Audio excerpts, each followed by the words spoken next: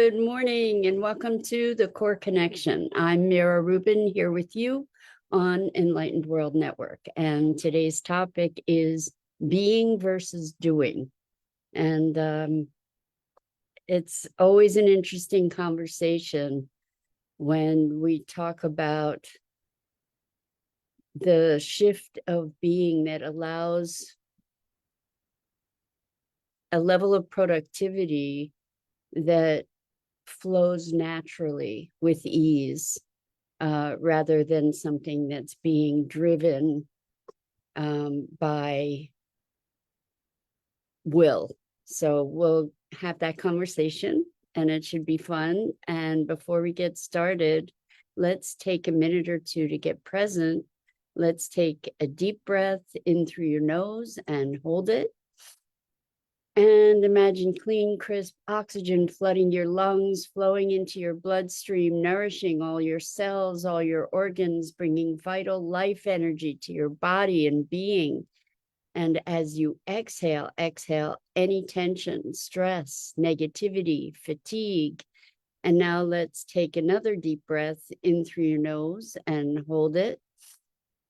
This time, imagine brilliant, bright light lighting you up from the inside out, illuminating and electrifying all your molecules, all your electrons, lighting you up from the inside out, creating a brilliant beam of light and energy from your heart out into the world.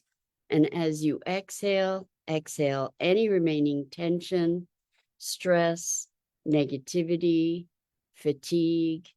And now let's rub our hands together to feel the friction, the temperature, the pressure,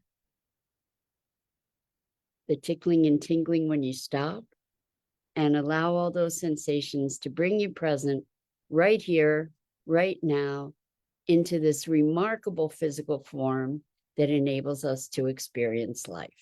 Welcome, welcome, welcome. Good morning. Good morning, Rosalind. Good morning to everybody else who's joining us. So good to have you here with us. And we're talking about being versus doing. And this doesn't mean sit and do nothing. What it means is allow the doing, when we're talking about being, allow the doing to emerge from the being. And it will emerge effortlessly. And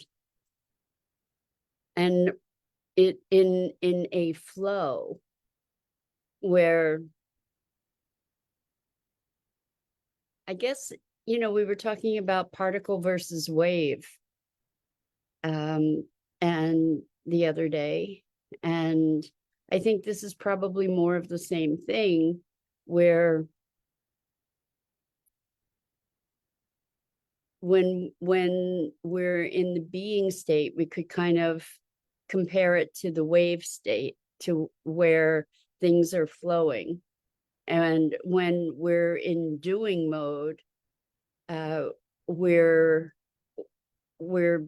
driving by will, and it's I don't know if the particle wave thing really holds here or not, but it's not in a flow. It's more static when we're having to apply force, and the experience is very, very different. So where this conversation comes from is that I was speaking with a client yesterday, and they were saying, I just am not motivated. I haven't been doing much of anything. And then they went into a list of all these things that were getting done. Some of the things that were getting done by other people rather than them. And they actually had done a whole bunch of things. It's just that, I guess, in the doing of those things, it was so effortless that it didn't even register that they were doing it. In the past, when they were doing things, there was always this drive, this push, this urgency to get everything done. And they would often feel overwhelmed. And now that what the experience was a much, much, much greater experience of ease and flow. And I'm sure we've all had those experiences where we get involved in doing something and time disappears and things get done, and then all of a sudden we look around and it's like, how did that happen? How did it happen that all of this got accomplished? And yeah, it's very, very, very interesting stuff. So how do we induce this state of being? I think in the conversation with this person, one of what we discovered is, and what I had actually advised them to do a long time previous, was do the things you want to do what you want to do. And that is really listening to what is moving us, what is calling us forward. So we were talking yesterday, I think, about has been versus becoming. This is sort of the same kind of idea, is when we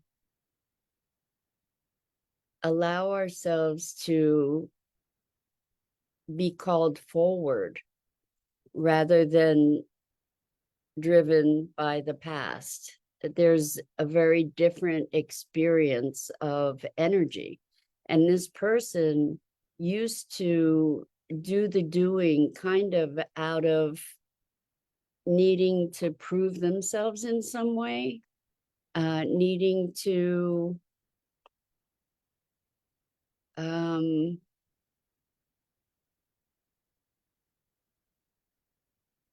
be worthy, to create value for themselves.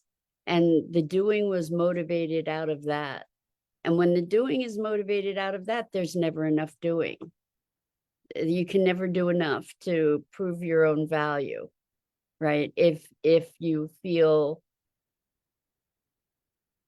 worthless, you can never do enough. So what was shifting for this person is a sense of worthiness. And in that worthiness, they didn't have to prove anything. So they gave themselves more permission to do the things they wanted to do. And what they found was they actually did quite a lot. And the things that they did were meaningful to them. And I think giving ourselves permission to be, that's really the foundation of this notion, is giving ourselves permission to be who we are, to honor who we are, to honor our desires, our callings. Rosalind says, I found that if you sit long enough, which can be uncomfortable, the things that have to be done or changed start to shift. I love this observation. Either I find myself finally doing it or let go of wanting things to be different. That's so profound. And see how simple, right? It's so simple that if we allow ourselves to sit long enough in that discomfort of not just doing, because lots of us, I've noticed that lots of people do to avoid being, actually, to avoid being present to themselves. And so our priorities will shift as we get in tune with ourselves. The things that were driving us, so many people run around like a chicken with a head cut off, which is a horrible, it's a horrible image, isn't it? I'm sorry. Sorry to have used that. It was just like, that's a really interesting image that we have culturally, especially when so many of us are completely separated from how we get chicken. Interesting. Anyway, going back to this presencing ourselves, we'll often do a to-do list and it's kind of plug and play, and we do it without any sense of presence, and we often do it with resistance and resentment sometimes, all this to-do stuff. And if we come more from a place of being, many of those things either we wouldn't agree to do those things. So that was another thing that this person recognized, is I'm not doing anything anymore that I don't care about. And so before, people would ask for this or that or the other, and now this person is better able to say no. I'm not attending that event, or I'm not taking on that project. Whereas before, anything that showed up, they would be taking it on, they would be doing it. So it was very interesting, very, very interesting, that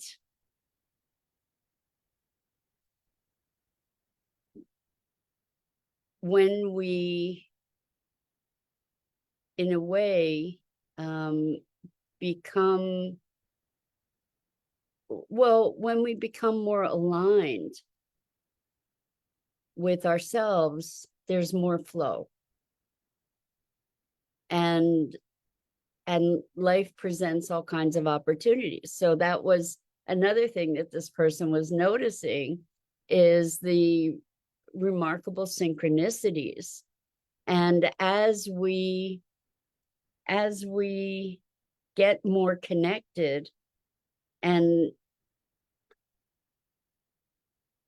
as we get more connected, there are more synchronicities that occur. And as we notice those synchronicities, more synchronicities occur typically. So it's kind of like this beautiful upward spiral of energy. And one of the things that you said, Rosalind, is that not only do you find that your priorities change about what needs to get done, but you can choose more consciously and deliberately to let go of wanting things to be different. Like there's an alignment where we accept the things that we choose to do are sometimes not necessarily things that we want to do, but we're choosing to do them, and we can let go of not wanting to do them. Like they're things that just need to get done. And so what happens is that the resistance is released, and that's super powerful. So good morning, Jackie. Welcome. So good to have you joining us. And I want to say, if you are putting comments in the chat and I'm not responding, please know it's because I don't see them. So if you want to engage in the conversation, please go to the Facebook page on the Enlightened World Network. The Enlightened World Network Facebook page or YouTube channel, and you can put comments in there. So Rosalind says, we don't have to tell the rose how to be. Its form is already built in and can bloom with the right conditions. I love it. Exactly. That expresses it really, really well. But we forget that we are roses because we get to compare ourselves to everything else in the world, right? So unlike the rose, uh, we have to find a whole bunch of effort to, or intention, not effort, but intention about allowing ourselves to be who we are. Because we've been told who to be or how to be by society in so many ways, right? So to remember, or to recreate and reconnect to ourselves can take some concerted intention. So Rosalind says, so are there ways to create conditions to allow large doses of compassion? Compassion for self, compassion for others, for sure. The conditions to allow, yeah. I think that there are a bunch of conditions that we can create. I think we can create a context of allowing by the way that the lens through which we view the world and our lives. So we've spoken about this a lot, but one of the things that's made a huge difference for me in terms of allowing is that I operate from life is happening for me and through me rather than to me. And so this notion of life happening for me is even when there's tough stuff, um, I can allow myself to move with that with less and less resistance. So that's also another part of being versus doing, is to be also in the moment and in a place of greater trust of life. So another thing that has made a huge difference for me in allowing this state of being also is life. Who I am is life expressing itself through this unique vessel.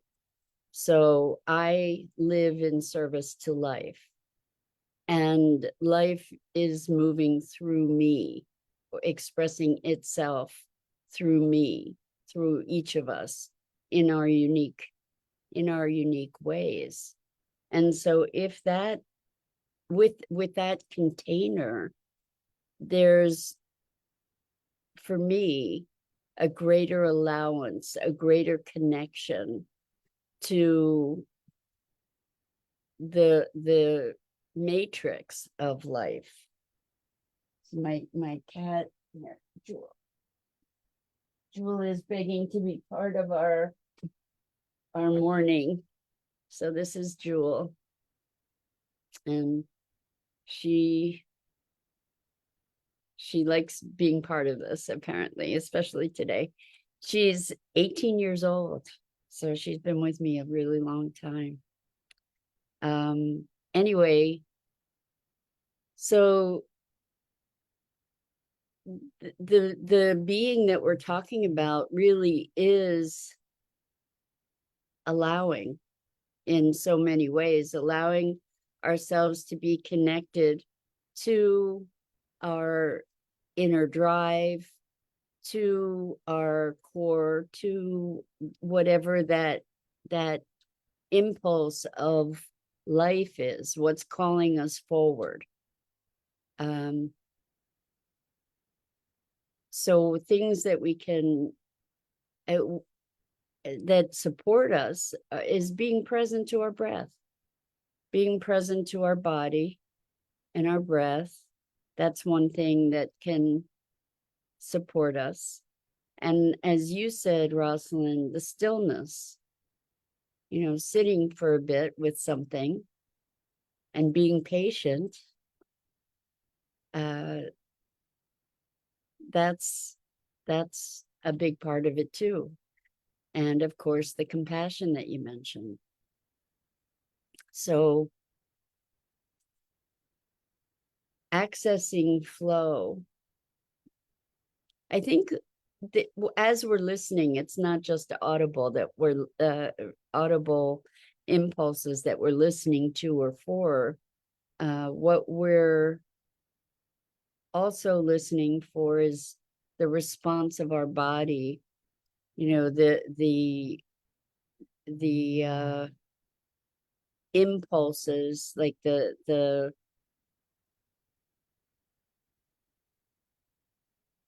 ideas that maybe also flit through our mind on the periphery, or the hints from the universe, the coincidences that just sort of arise that I don't particularly believe are coincidences.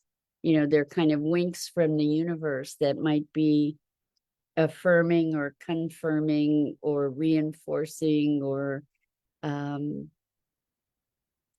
validating even the idea or notion. So Rosalind says, Jewel, wow, 18. Yep. Yep, 18. So also Rosalind says our subconscious intelligence. Yes, that's exactly what I'm talking about.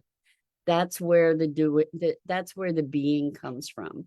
And the doing that then emerges from that is in alignment.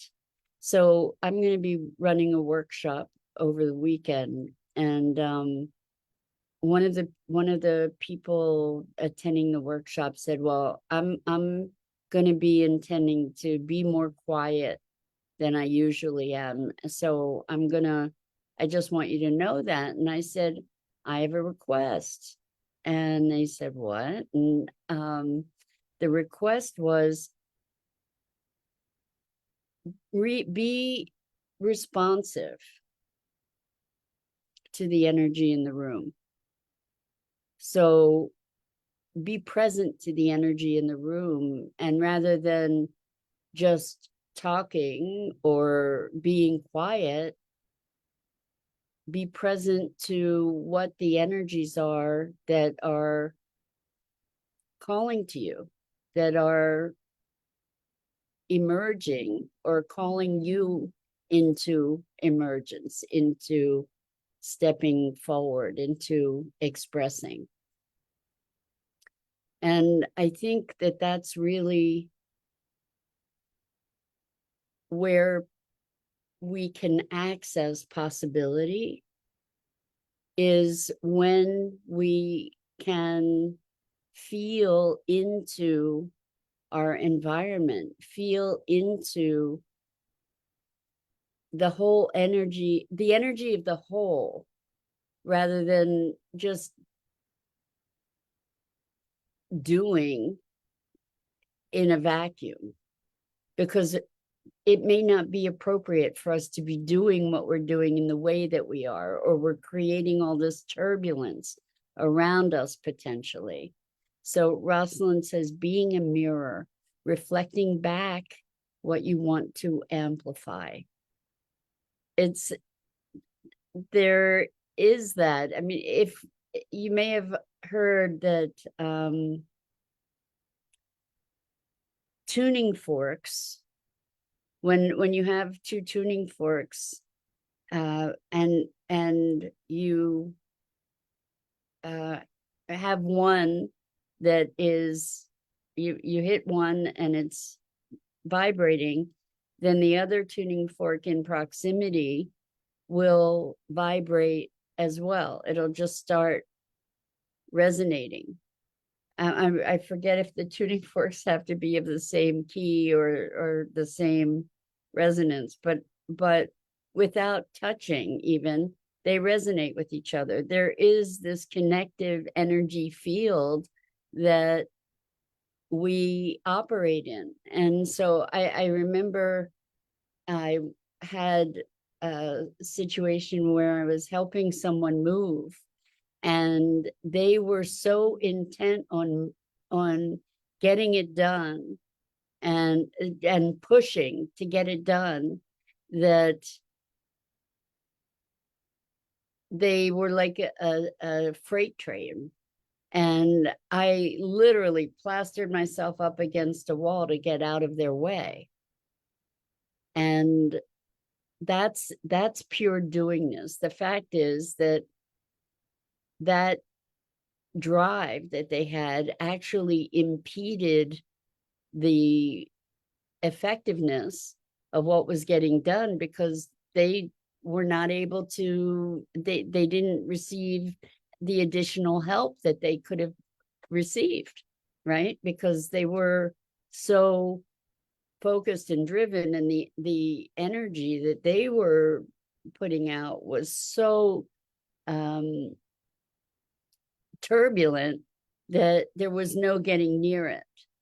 So what we're looking to do is to find a greater harmony with the larger energies, and that will bring us into a greater flow, and our flow, or our part in the flow of life.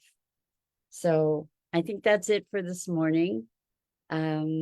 I'm Mira Rubin. This is the Core Connection, and I go live each weekday morning at 9 a.m. Eastern, and here on the Enlightened World Network Facebook page and YouTube channel.